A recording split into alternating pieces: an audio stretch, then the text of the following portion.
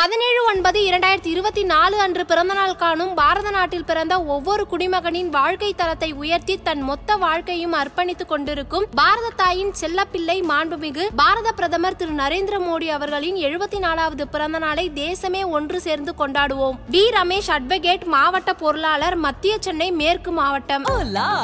Your dream vacation to Dubai starts from ₹29,999 only with GT Holidays, South India's #1 travel brand.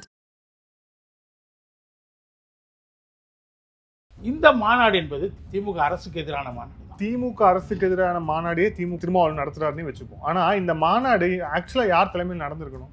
AIADMK தலைமையில் நடந்திருக்கணும். ஆனா இங்க அப்படியே மாத்தி நடக்குது. அதிமுக முன்னெடுக்க முடியாது. அதான் நான் முதல்ல சொன்னேன். எப்பயுமே அதிமுக பூரண மதுவிலக்கை ஆதரிக்கல. பூரண மதுவிலக்கு சாத்தியமில்லை என்பதை எம்ஜிஆர் காலத்தில் அவங்க புரிஞ்சுக்கிட்டாங்க.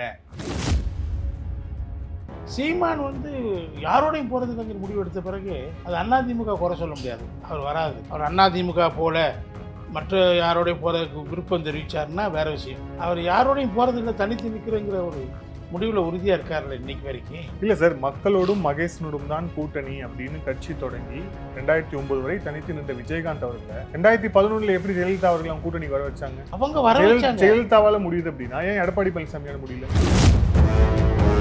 திமுக பாஜகவுடைய பி டீமா மாறிச்சா, அவங்களோட கள்ள உறவை வைத்திருக்கிறார்களா அப்படிங்கிற கொஸ்டின் இப்போ வர ஆரம்பிச்சிருச்சு.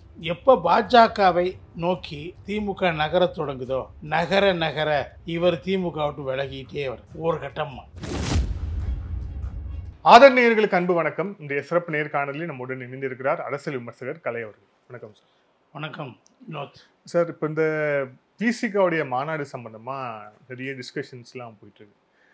அதுக்கு முன்பாக விசிக மாநாட்டில் அதிமுகவுக்கு திருமாவளவன் அழைப்பு விடுத்து விட்டார் அப்படிங்கிறதே ஒரு பெரிய டிஸ்கஷனாக போயிருக்கு. ஆனால் நீங்கள் ஒரு சமீப காலமாகவும் இல்லை, குறிப்பாக 2021 திமுக ஆட்சிக்கு வந்ததுலேருந்தே இந்த எதிர்கட்சி அப்படிங்கிறதையும் அப்புறம் இந்த எதிர்கட்சி தலைவர் அப்படிங்கிறதையும் எதிர்கட்சி வரிசையில் தனக்கான ஒரு பங்கை தனக்கான ஒரு சக்தியை நிரூபிக்கணும் அப்படிங்கிற இடத்துலையும் அதிமுக தொடர்ச்சியாக தவற விட்டுட்டே வருதா? அவங்க தவற விடலை, யாரும் போக மாட்டேங்கிறாங்க. திமுக அணியும் உடைய மாட்டேங்குது, இன்டாக்டா இருக்குது. ரெண்டும் ஒன்று தானே? அவங்க தவற விட்டாங்கன்னா அவங்க நோக்கி போனா ரெண்டும் இல்லை, வந்தால் தானே செத்துக்க முடியும். இல்லை, ஏன் பக்கம் பார்த்தீங்கன்னா அவங்க பக்கம் வந்தாங்க. பாமக நாடாளுமன்ற தேர்தலில் கிட்டத்தட்ட அக்ரிமெண்ட் போகிற நேரத்தில் அவங்கள ஏதோ ஆசை வார்த்தை காட்டி கடத்திட்டு போயிட்டாங்க பாஜக. பிறகு வேறு யார் இருக்காங்க கூட்டணி சேர்றதுக்கு? யார் இருக்கா? சீமான் அவங்க முயற்சி பண்ணாங்க, சீமானை கொண்டு வரதுக்கு முயற்சி பண்ணாங்க. எனக்கு தெரியும், ரொம்ப தீவிர முயற்சி எடுத்தாங்க. பட் சீமான் தனித்து தான் நிற்பேன்னு சொல்லிட்டாரு. இப்போ யார் இருக்கா சொல்லுங்கள்? அவங்களோட தேமுதிக வந்தாங்க, சேர்த்துக்கிட்டாங்க. இல்லை, ஏன் கூட்டு வர முடியல அப்படிங்கிறது இருக்குல்ல. ஏன்னா சீமானை கன்வின்ஸ் பண்ண முடியல, பாமகவை நிற்க வைக்க முடியல அப்படின்னா something is defect in ADMK leadership. இல்லை, நாட் டிஃபெக்ஷன், டிஃபெக்டிவாக இல்லை. சீமான் யாரோடையும் போகிறதுக்குங்கிற முடிவு எடுத்த பிறகு அது அதிமுக குறை சொல்ல முடியாது. அவர் வராதுக்கு. அவர் அதிமுக போல மற்ற யாரோடையும் போகிறதுக்கு விருப்பம் தெரிவித்தாருன்னா வேறு விஷயம். அவர் யாரோடையும் போகிறதில்லை, தனித்து நிற்கிறங்கிற ஒரு முடிவில் உறுதியாக இருக்கார்ல இன்னைக்கு வரைக்கும். இல்லை சார், மக்களோடும் மகேசனோடும் தான் கூட்டணி அப்படின்னு கட்சி தொடங்கி 2009 வரை தனித்து நின்ற விஜயகாந்த் அவர்களை 2011 எப்படி ஜெயலலிதா அவர்கள் கூட்டணி வர வச்சாங்க? அவங்க வர வச்சாங்க. ஜெயலலிதாவால முடியுது அப்படின்னா ஏன் எடப்பாடி பழனிசாமியால முடியல? முடியும்னா அந்த நேரத்தில் விஜயகாந்த் உணர்ந்தார், இனிமேல் தனியாக நிற்கிறதுல பயன் இல்லைங்கிறது. அவர் அந்த மாதிரி உணர்ந்த நேரத்தில் ஜெயலலிதா அவங்கள அப்ரோச் பண்ணோன்னு பல நொழி பாலியல் விழுந்தது. அந்த மாதிரி ஒரு நிலைக்கு சீமான் வந்தால் இந்த பக்கம் வந்துடுவார். அவர் தொடர்ந்து அவங்க அப்ரோச் பண்ணிட்டு தான் இருக்கிறாங்க. இன்னும் எனக்கு தெரிஞ்சு விஜய் கூட அவங்க அப்ரோச் பண்ணிட்டு தான் இருக்கிறாங்க கேள்விப்பட்டேன். விஜய்க்கு எதிராக கூட அவங்க அதிகமாக பேசுகிறதில்ல. அவர் அரசியல் வரதை வரவேற்று தான் பேசிகிட்டு இருக்கிறாங்க.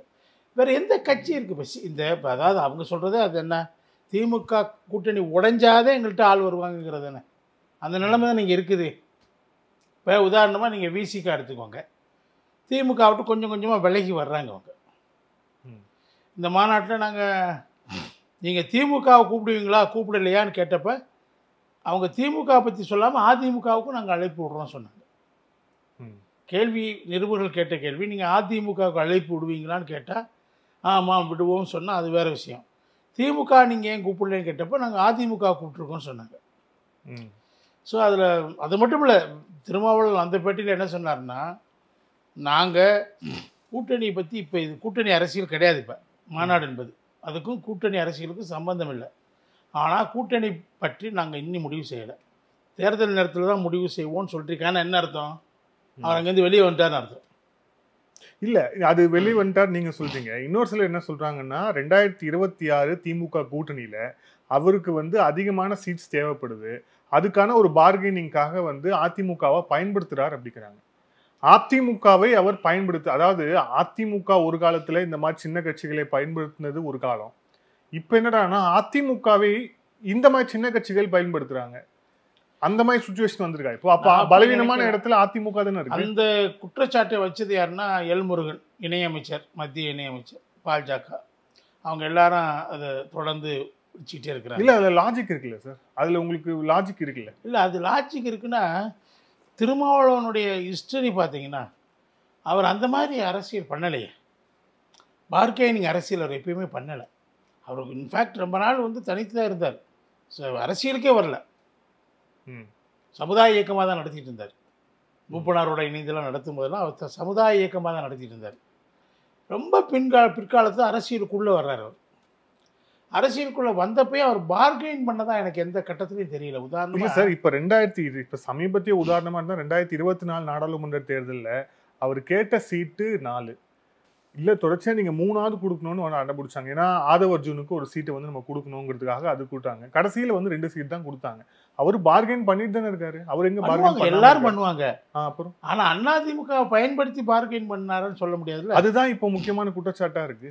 அதிமுகவை ஏன் பயன்படுத்துறாருன்னா தனக்கு 2026 அதிகமான சீட் வேணும். எனக்கு பொறுத்தவரையில திருமாவளவன் எப்ப பாஜகவை நோக்கி திமுக நகர தொடங்குதோ, நகர நகர இவர் திமுக விட்டு விலகிட்டே வர்றார் ஒரு கட்டமாக. அதான் இப்போ சமீப காலத்தில் நடந்த அரசியல். திமுக எப்போ பாஜகவுடைய பி டீமாக மாறிச்சா, அவங்களோட கள்ள உறவை வைத்திருக்கிறார்களா அப்படிங்கிற கொஸ்டின் இப்போ வர ஆரம்பிச்சிருச்சு. எந்த சந்தேகத்தை அதிமுக மேலே செலுத்திக்கிட்டே இருந்தாங்களோ அதே விமர்சனம் இப்போ திமுக மேலே வருது. திமுக டீ பார்ட்டியில் இவங்களெல்லாம் விட்டுட்டு நடுத்தர நிறுத்திட்டு அவங்க விட்டு லாஸ்ட் மினிட்ல போய் போனது, இவங்களெல்லாம் கன்சல்ட் பண்ணாமல் திடீர்னு போய் அதில் கலந்துக்கிட்டது, கலைஞர் நாணய வெளியீட்டு விழாவில் ராகுல் காந்தியை கூப்பிடாம ராஜ்நாத் சிங்கை கூப்பிட்டது, இந்த அதுக்கான பல்வேறு காரணங்களை ஒப்புவித்தது, மாற்றி மாற்றி காரணங்களை சொன்னது, பரட்டி பரட்டி போட்டது. அதுக்கடுத்து இப்போ இறுதியாக முத்தாய்ப்பாக பழனியில் முருகனுக்கு காவடி தூக்குனது. இல்லை இது வந்து திமுக பாஜக கூட்டணி, அதை நம்ம நிறைய டிஸ்கஸ் பண்ணிட்டோம். இப்போ வந்து விசிகாவை மையப்படுத்தி இங்கே ஒரு விஷயம் பேசப்பட்டிருக்கு. இந்த மது ஒழிப்பு மாநாடு, அதுக்கப்புறம் அதிமுக, அப்புறம் விஜய்ன்னு சொல்லிட்டு ஒரு 3 இந்த கிராஸ் செக்ஷனில் வந்து விவாதங்கள் போயிட்டுருக்கு. அப்போ அதிமுகவோட பிளே என்ன இங்கன்னு ஒரு கேள்வி இருக்குல்ல. அதிமுகவை வைத்து மற்றவங்க விளையாடுறாங்க. அதாவது என்ன பிளேன்னா பெர்செப்ஷன் பேட்டில் என்னவா இருக்குது, ஒவ்வொரு தேர்தலுக்கும் மாறுது. ஒரு நாடாளுமன்ற தேர்தலில், கடந்த நாடாளுமன்ற தேர்தலில் 2 அணிகளாக அகில இந்திய அளவில் இருந்த 2 அணிகளும் மத்தியில் ஆட்சி செய்வது யார் என்ற கடுமையான மோதலில் அவங்க ஈடுபட்டிருந்தாங்க. அந்த நேரத்தில் அதில் ஒரு சாய்ஸே இல்லாத அதிமுக ஒரு சற்று பின்னுக்கு தள்ளப்பட்டது உண்மைதான். அதுக்கான பெர்செப்ஷன் பேட்டில் அவங்க இல்லைங்கிறது தான் காரணம். இப்போ அப்படி இல்லை. இப்போ சட்டமன்றத்துக்கு வரக்கூடிய தேர்தலில் அந்த பெர்செப்ஷன் பேட்டில் அவங்க தேர் வெரி மச் தேர். திமுக மேலே கடுமையான அதிருப்தி இருக்குது. திமுக மேலே கடுமையான அதிருப்தி இருக்குது, அது உண்மைதான். ஆனால் அந்த பெர்செப்ஷன் பேட்டில் இப்போ அதிமுக எங்கே இருக்குது? அவங்க தான். திமுக அகற்றப்படும் போது அது யார் அந்த இடத்துல வர முடியும் சொல்லுங்கள்? தமிழ்நாட்டில் அரசியலில் வேறு யார் வர முடியும்? அதிமுக தான் வர முடியும். அதிமுக வந்திருக்கு சார். அதிமுக 2021 இருக்கும். திமுக தான். ஆனா இப்போ வரக்கூடிய நீங்க சொன்னீங்க இல்லையா பெர்செப்ஷன் பேட்டில், அந்த பெர்செப்ஷன் பேட்டில் இப்போ அதிமுக இருக்கிறதா அப்படின்னு ஒரு கேள்வி. நிச்சயமா இருக்குங்க. திமுக போயிட்டு ஆட்சி போயாச்சுன்னா, தோத்து போயிடுச்சுன்னா யார் வருவா சொல்லுங்க நீங்க? தமிழ்நாட்டில் வேற யார் வருவா? அதிமுக தவிர்த்து வேற யார் வர முடியும்? பாஜக வர முடியுமா? யாரும் வர முடியாது. அதிமுக தான் வரும். அது எல்லாருக்கும் தெரியுது. அதனால தான் மைத்ரேயன் போய் சேர்றாரு. அந்த ட்ரெண்ட் செட் ஆகுது. அவங்க பக்கம் எல்லாரும் நகர்றாங்க. நான் இதுக்கு முன்னாடியே சொன்னேன் சார், மைத்ரேயன் நகர்றது அவ்வளோ பெரிய விஷயம் இல்லை. யாரா இருந்தாலும் இல்ல இதுல சட்டமன்ற பாஜகல தேர்தல்ல இருந்து ஒருத்தர் இங்கிட்டு வர்றாருன்னா அவர் இங்கிருந்து ஒரு போனவர் முக்கிய அவர் போனவரா இங்கிருந்து போனவர் இருந்தாலும் தான். 2021 சட்டமன்ற தேர்தல்ல சட்டமன்ற தேர்தல்னாலே ஒரு கட்சி ஜெயிக்கணும்னா 30ல இருந்து 35%, 33ல இருந்து 36% வாக்கு வைத்திருக்கணும். கடைசியா அதிமுக வாங்கின வாக்கு 2024 நாடாளுமன்ற தேர்தலின்படி 20% வாக்குகளை தான் அதிமுக வைத்திருக்கிறது. அப்போ மீதி அவங்களுக்கு வந்து அவுட்ரேஜா இதுல இருந்து பார்த்தனாலே அவங்களுக்கு வந்து 15% வெளியே இருந்து தேவைங்கிற போது அவங்க கூட்டணிக்கும் யாரும் வர தயாரா இல்லை அப்படிங்கிற போது, திமுக கூட்டணி வலுவாக இருக்கு அப்படிங்கிற போது பெர்செப்ஷன் பேட்டில் அதிமுக எங்க இருக்கு? அதாவது நீங்க சட்டமன்ற தேர்தலுடைய பெர்செப்ஷன் பேட்டில் வேற, நாடாளுமன்றத்துக்கு வேற. நாடாளுமன்ற தேர்தலில் அன்னைக்கு பாஜகவோட பெரிய கூட்டணியில் இருந்தபோது அதிமுக வாங்கின வாக்கு எவ்வளவு? இதை விட 1% கம்மி.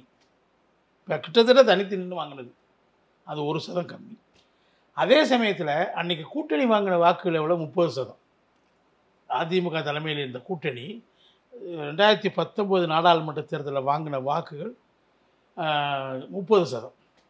ஆனால் எடப்பாடி அவர்களை முன்னிறுத்தி முதல்வராக முன்னிறுத்தி நடந்த 2021 தேர்தலில் அவங்க வாங்கின சதம் 40. 10% கூடுது. அதிமுக முன்னெடுத்துனா அந்த கூட்டணியுடைய வாக்குகளே 10% கூடுது.